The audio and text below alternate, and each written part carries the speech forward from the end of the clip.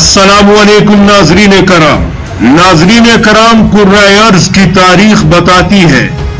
کہ جب shifting of power شروع ہوتی ہے، یعنی جب دنیا میں ایک نئی عبوری سپر پاور پہلے سے موجود سپر پاور کو معزول کر کے خود اس عالمی مسند پر تخت نشین ہوتی ہے، تو وہ پہلے سے موجود سپر پاور کے وفاداروں اور موہروں کو قبر میں اتارنے کا کام ترجیحی بنیادوں پر اور پہلی فرصت میں انجام دیتی ہے۔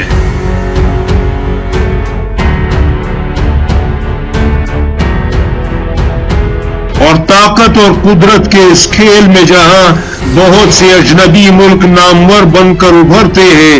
وہاں بہت سے نامور ملکوں کو تاریخ کے بے رحم اندھیروں میں گم ہونا پڑتا ہے۔ اور یہ ایک ایسی تلخ سچائی ہے جسے حضرت انسان دنیا کی تاریخ میں کئی بار دیکھ چکا ہے۔ لیکن اب چین اور پاکستان کی جنگی تیاریاں دیکھ کر دنیا پر یہ حقیقت واضح ہوتی جا رہی ہے کہ چین نے اپنے سپر پاور کے ارمان پر اہم ترین امریکی پیادے یعنی بھارت کو قربان کرنے کا فیصلہ کر لیا ہے۔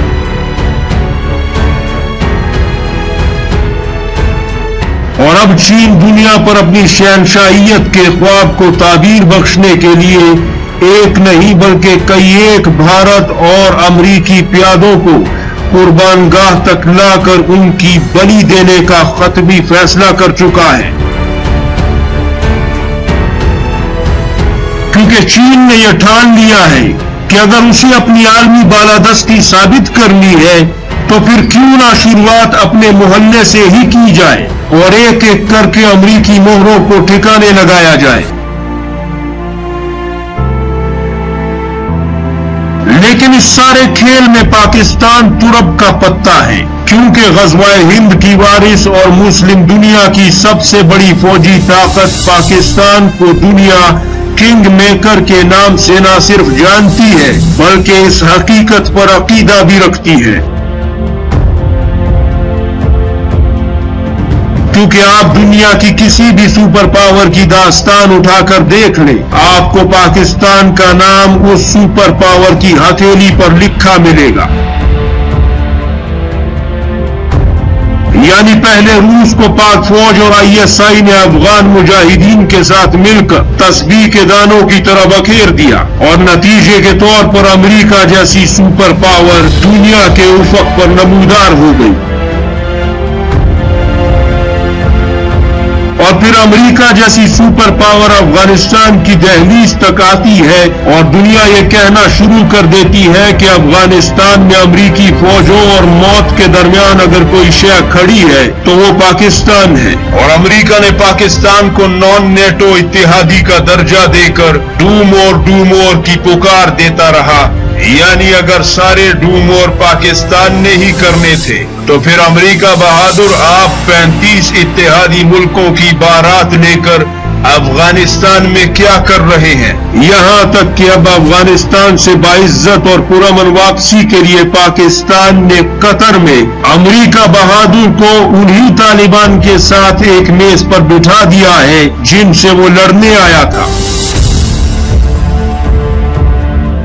اور اب مستقبل قریب کی آنے والی سپر پاور چین، جو خود کو دنیا کا اگلا سکندر کہتا ہے، وہ چین برمنا اور سرعام اقرار کرتا ہے کہ پاکستان چین کے لیے زندگی اور موت کی سی اہمیت رکھتا ہے، اور چین اور پاکستان کا یارانہ سمندر سے گہرا اور ہمالیہ سے بلند ہے۔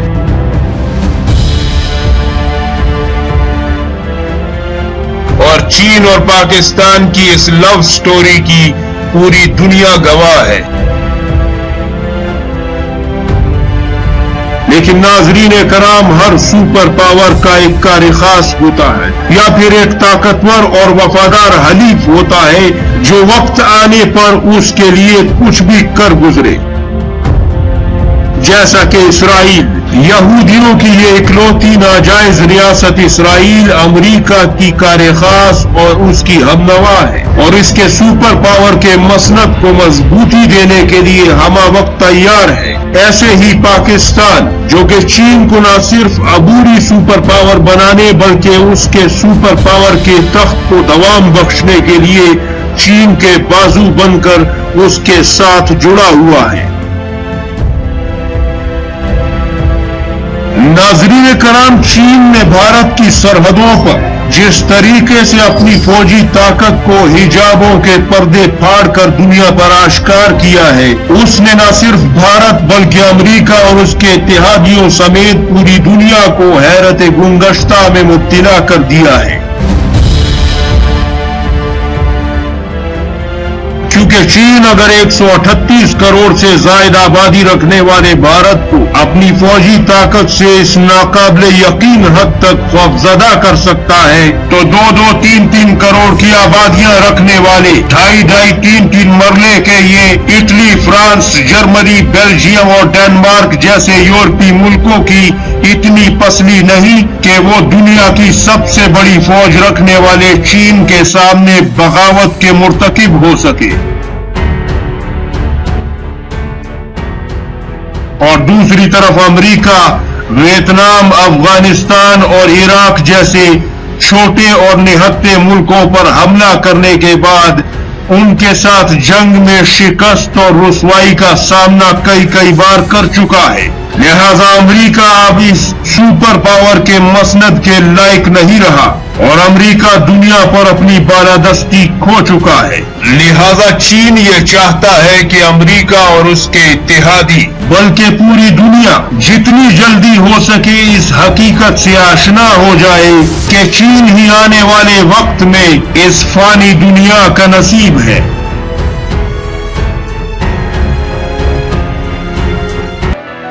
और इसकी सबसे बड़ी वजह यह है कि हर सुपर पावर की ताकत और उसकी आलमी बालादस्ती का अंदाजा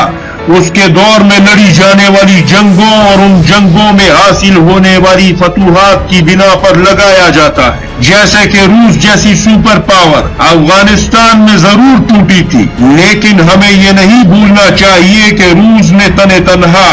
1 दर्जन से ज्यादा मुल्कों को फतह करके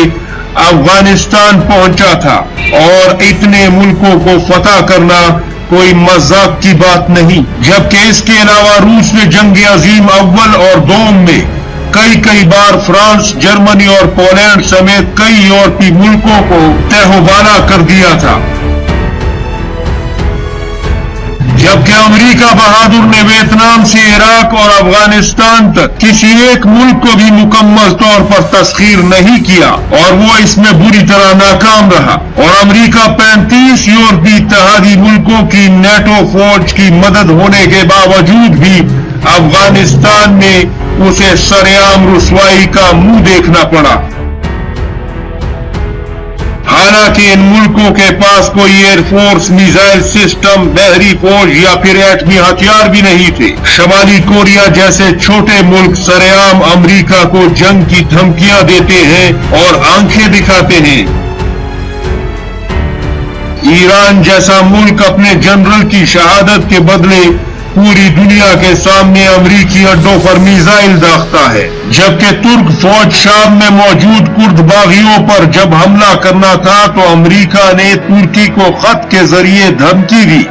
जिसका नतीजा यह निकला कि तुर्क सदर तैयब उर्दगान ने जिस हमले का हुक्म 15 दिन बाद देना था, इस धमकी की वजह से 72 घंटों में ही कुर्द बागियों पर तुर्क फौज ने जमीन और आसमान एक कर दिया, ताकि दुनिया ये जान सके कि अमेरिका कोई डरने की चीज नहीं। जबकि दूसरी तरफ चीन ने जिस मुल्क को 2 जानू करके अपने कदमों में बिठाया हुआ है और उसका पुतली तमाशा पूरी दुनिया को दिखा रहा है, वो कोई छोटा मोटा मुल्क नहीं बल्कि दुनिया की दूसरी बड़ी आबादी, एटमी हथियार, एयरफोर्स और नेवी रखने वाला भारत है, जिसे अमेरिका और इसराइल जैसे मददगार भी मुयस्सर हैं। لہذا ان تمام تر حالات و واقعات میں امریکہ کی عالمی بالادستی اور سپر پاور کی اہلیت پر کئی سوال کھڑے کر دیے ہیں، کیونکہ دنیا کے صرف وہی ملک اب امریکہ کی بات سنتے ہیں جن کو اس نے IMF اور ورلڈ بینک کے ذریعے قرضوں کے بوجھ تلے جکڑا ہوا ہے، اور اس کا حل بھی چین نے برکس ممالک کے بینک کا قیام کر کے نکالنے والا ہے، جو کہ IMF اور ورلڈ بینک کے مقابلے میں کھڑا ہوگا، تاکہ دنیا کو امریکہ کے اس معاشی چنگل سے بھی آزاد کروایا جائے۔ جبکہ چین نے ون بیلٹ ون روڈ منصوبے کے تحت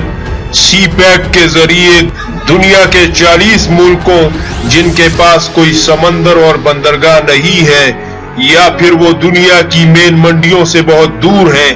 ان کی قسمت کو بھی پاکستان کی گوادر بندرگاہ کے ساتھ باندھ دیا ہے، جس سے پاکستان اور چین کا عالمی سیاست میں اثر و رسوخ بہت بڑھ جائے گا، کیونکہ گوادر بندرگاہ خلیجی سمندر میں تیل کی تجارت کی واحد گزرگاہ ہے، جس گزرگاہ کو بند کرنا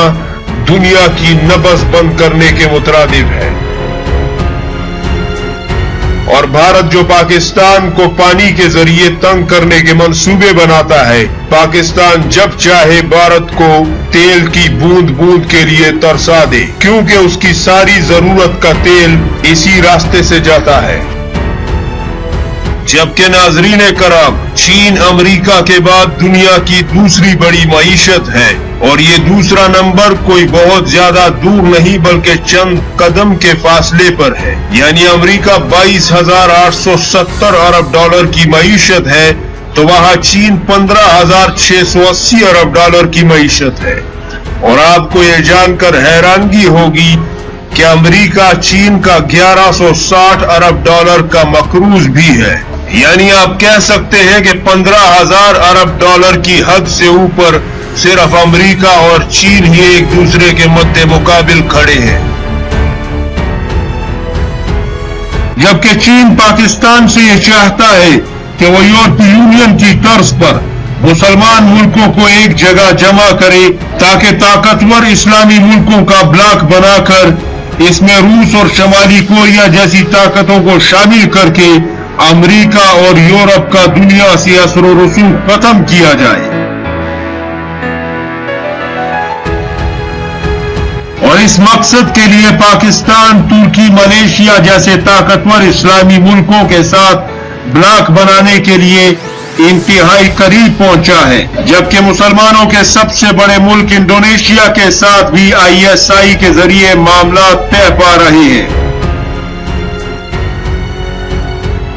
لیکن سعودی عرب اور دیگر عرب برادر ملکوں کو ابھی تک پاکستان قائل نہیں کر پایا، کیونکہ جب ترکی، ملیشیا اور پاکستان کی کوالالمپور میں کانفرنس تھی تب عرب دوست ملکوں کے وفد نے پاکستان کو اس میں شامل ہونے سے روک دیا اور یہ دلیل پیش کی کہ اس سے امت تقسیم ہو جائے گی، اور عرب ملک صرف OIC کو ہی اہمیت دے رہے ہیں۔ اپنی قیمتی اور مدلل رائے اس ویڈیو کے متعلق ضرور دیجیے گا، مجھے آپ کی قیمتی رائے کا انتظار رہے گا۔ پاکستان زندہ باد، پاک چین دوستی پائندہ باد۔